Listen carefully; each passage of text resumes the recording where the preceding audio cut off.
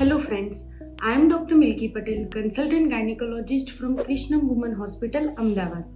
ઘણા બધા પેશન્ટો રૂટીન ઓપીડીમાં મને પૂછતા હોય છે કે મેડમ મારી નોર્મલ ડિલિવરી થશે કે સિઝેરિયન સેક્શન.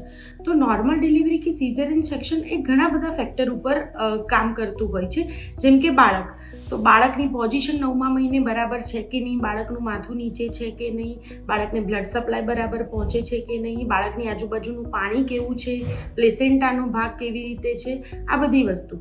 બીજું મધરને કોઈ હાઈ રિસ્ક ફેક્ટર છે કે નહીં, જેમ કે શુગર, બીપી એવું કંઈ પણ.